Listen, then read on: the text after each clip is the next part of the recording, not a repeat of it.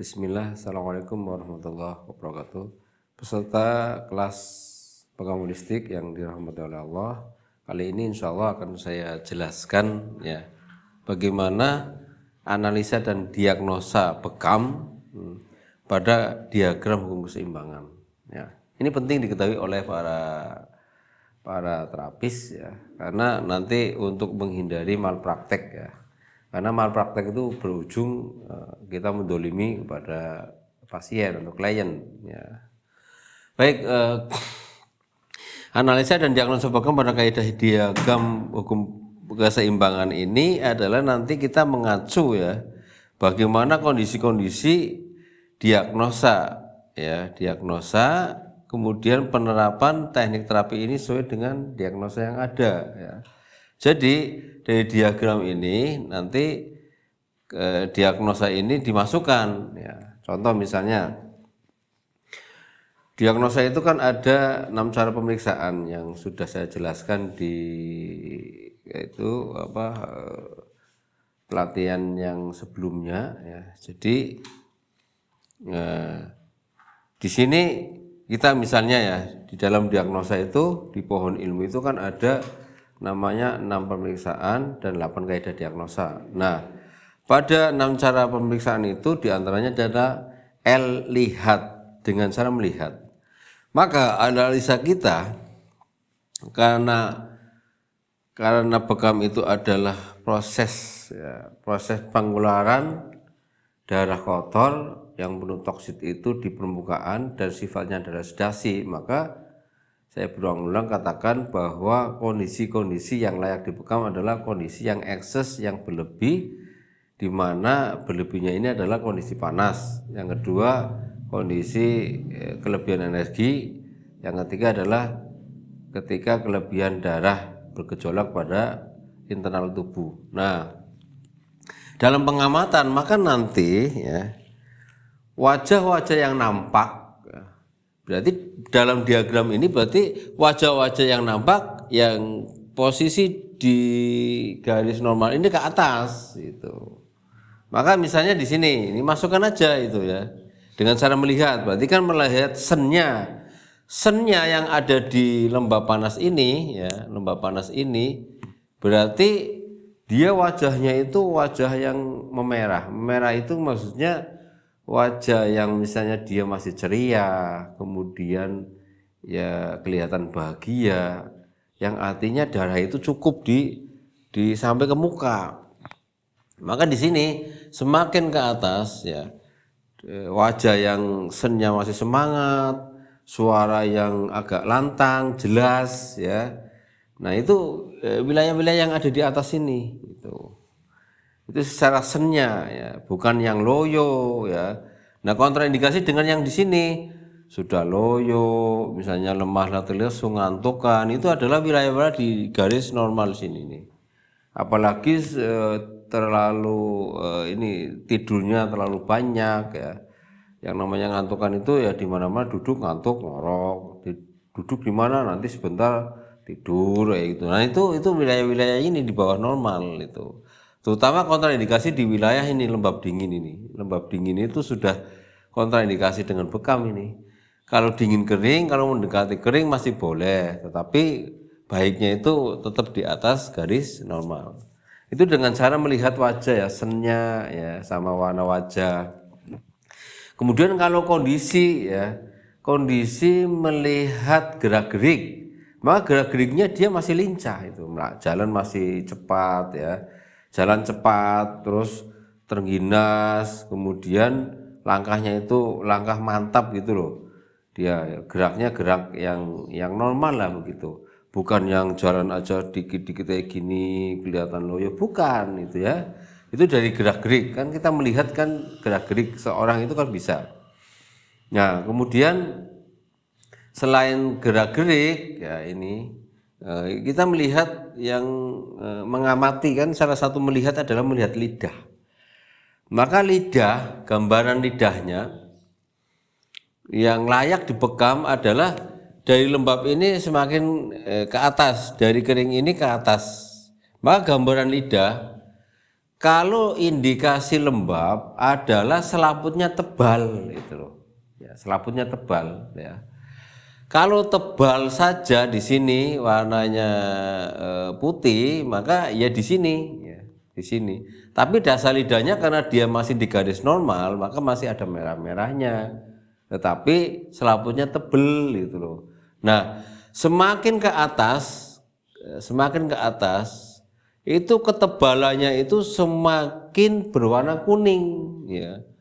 Semakin ke atas. Nah, tebel dan kuningnya kuat itu pas di garis tengah ya, antara garis panas di tengah sini dan lembab di tengah sini. Di sini posisi yang paling terlihat di lidah itu adalah posisi dasarnya jelas merah yang karena di atas normal. Tubuh lidahnya, otot lidahnya merah, selaputnya tebel. Nah, ini tebel-tebelnya paling ya tebel dan kuning itu ya di sini.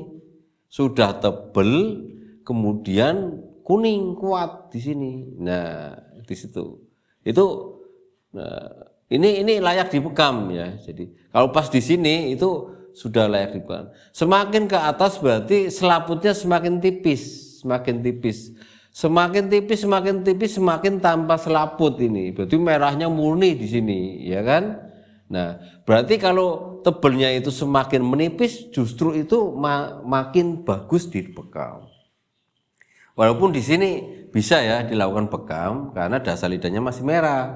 Tetapi ya udah pertemuan sebelumnya sudah saya jelaskan ya bahwa semakin dia lembab mendekati ke sini paling endah mempengaruhi darah keluar itu. Karena apa? Kalau lembabnya dominan itu berarti ada sesuatu yang tertahan di situ. Ada sesuatu yang menghambat yang membuat sirkulasi darah dan energi itu semakin lambat karena gangguan dari lembabnya itu. Maka kalau logika berpikirnya darah maksimal ketika dibekam itu adalah kondisi lembab yang garisnya semakin ke atas ini, semakin mendekati panas murni ya. Karena sudah panas berlebihan, eksos itu kan darahnya bergolak-golak. Disitulah yang paling tepat dilakukan bekam itu. Kemudian, nah ini keringnya ya. Nah di sini kondisi lidah itu merah ya, merah tanpa selaput ya, merahnya kuat. Tetapi tubuh lidah itu dia masih utuh, artinya belum mulai menipis gitu. Walaupun dia merah, ibarat daging ya. Ini kondisi ya. Kondisi lidah itu seperti daging.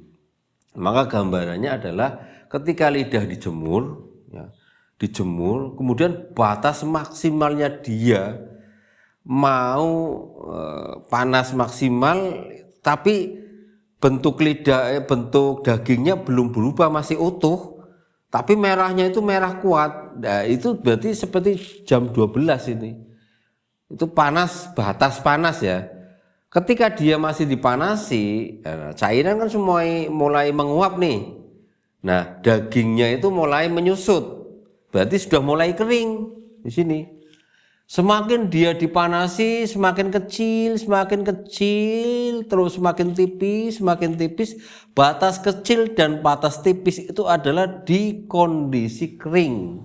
Artinya cairan sudah hilang ini. Nah, berarti lidah ketika dia di posisi kering itu berarti memang lidahnya sudah batas ambang kering murni, itu adalah tipis terus mengecil. Nah ini tubuhnya sudah kering.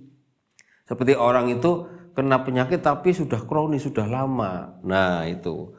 Maka di sini ketika dia mulai mengecil, dagingnya mengecil ya, lidahnya mulai menipis ya, di sini dengan ini ya. Artinya kering dan panas seimbang di sini. Maka panas kering itu berimbang 50-50 di sini. Nah ini lidahnya sudah mulai tipis di sini.